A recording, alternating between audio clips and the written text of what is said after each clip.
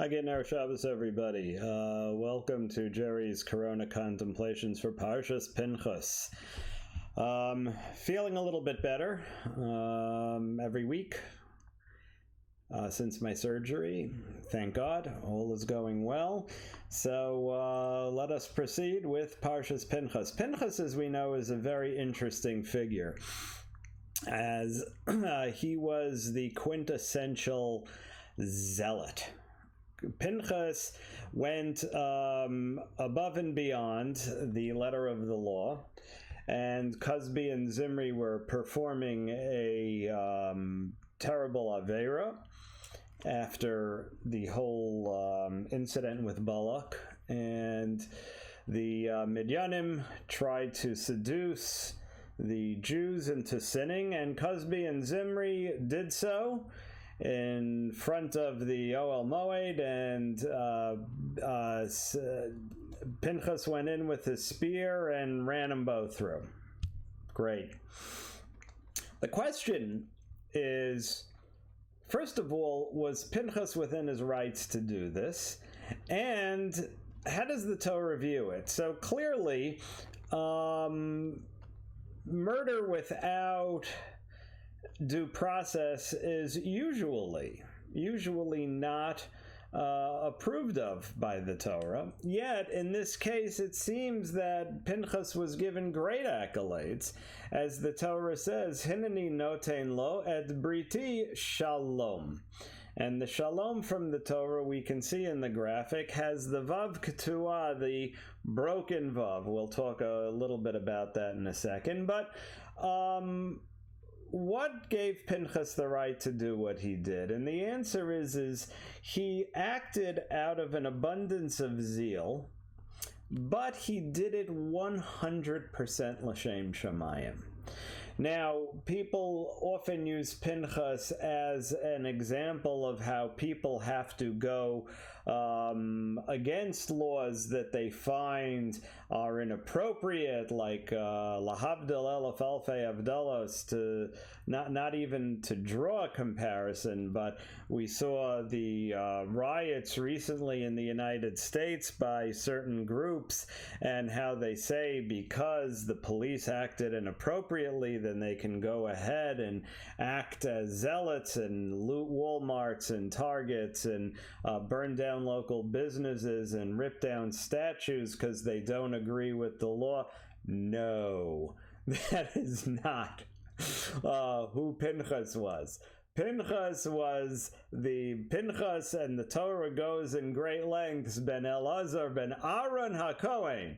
Aaron HaKohen, who is Aaron HaKohen? His grandfather, the Ohev Shalom V'Rodev Shalom, the person that acted only in God's name, but always did so to promote peace. Black Lives Matter, Lahavdil elef alfei avdalos, are not Aaron HaKohen. So I don't think we can use that as an example. But because Pinchas was who his forebears were, Elazar and Aaron, and because he was acting totally l'shem shamayim, so Hashem says because of who he was and how he acted, so therefore he is given the kahuna, he is given the priesthood for all generations. Now, when people point to Pinchas and say, you see, this is how we have to behave, my response, and not only mine, katonti, I'm certainly no authority, but when you can say that you are acting 100% in the name of God and God alone, then you can say that you are a Pinchas. I don't believe in our generation there is anybody probably since Pinchas's generation, right, that can say that they are acting 100% without any personal, nothing to gain here. Yet, as a staunch right-winger, I can say that I applaud Pinchas's act as he did so purely in the name of God, but I can certainly say that for myself and for anybody I know, all wonderful people, all fantastic people, nobody today in any walk of life has any right to flout the law in anybody's name, certainly not in God's. But Pinchas was given the promise of peace, Hineni noten lo et briti shalom, and we know that it is the vav ketua, the katua vav, that we see here in the word shalom, peace, meaning what? Why is that vav not perfect? Play on words. Because the vav, if it's cut, can be a yud, and the yud would mean shalem, meaning perfect. Because Pinchas acted with perfect faith, 100% l'shem shamayim, therefore he was given the covenant of peace, but only if you're acting 100% perfectly.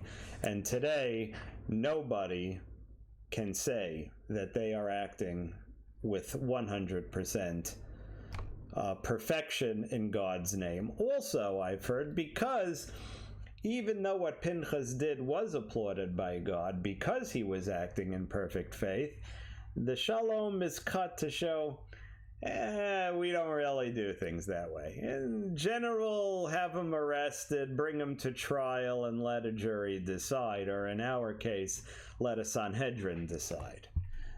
But because Pinchas was Pinchas, and only because he was Pinchas, was he given that bracha. Another interesting point in this, and see, notice that this week I remembered to move the words over, so I'm not covering them. I want to talk a little bit about the smicha of Yoshua. Let's a little background. Later on in the parsha, Moshe says to Hashem, Hashem says to Moshe, rather, you're going to go up to Har HaVarim, you're going to die, and you will be gathered unto your people, and this is as far as you're going, Mo. And of course, Mo wants to go into Eretz Yisrael. We'll talk about more about that in Parshat V'yatchanan coming down the road. But he says, you know what, God? I don't think he actually said it that way, but, I'm ingesting, not ingesting, I'm injecting a little bit of jest. Ingesting. So God, he says, I think the Bnei Yisrael need a leader. I know the Bnei Yisrael. I've been dealing with them for the last 40 years in the desert, and they kvetch about this and they kvetch about that, and no water, they don't like the money. I think they need a leader. I don't think we could let this kind of, let the chips fall where they may here. So God says to Moshe, call Josh in.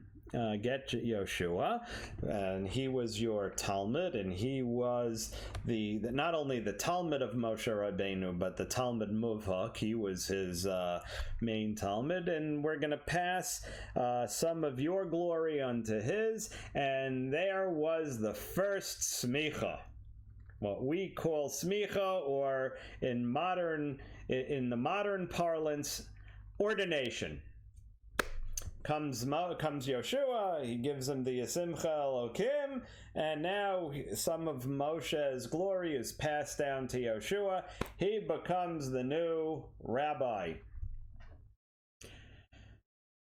Here's a question. Why wasn't one of Moshe's sons, who we really don't hear anything about, given this glory?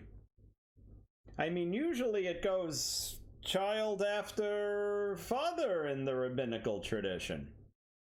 No, this is what the Torah is telling us. It doesn't. Just because you are the son of a great rabbi, that does not mean that you are going to be a great rabbi. It can. There have been fantastic sons of great rabbanim that became great rabbanim. But it's not the way we do things. This is not a blood right. This is not the malchut. This is not the kingship. This is the religious leader. And the religious leader, the rabbi, is only on a merit basis. In other words, if you are the greatest scholar of your generation, then you become the new leader, not because your father was the Satmar Rebbe, or your father was this Rebbe or that Rebbe. That doesn't make you the Rebbe. But it does. But it shouldn't. Something to think about.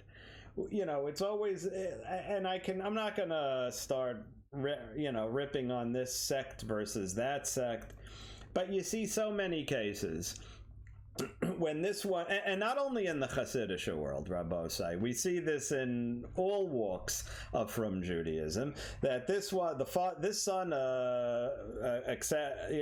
inherits the stellar, inherits the throne, as it were, from his father, and then you have this one fighting with that one, and this one doesn't talk to that one, and this one, hey, come on, what is that? That's not who we are.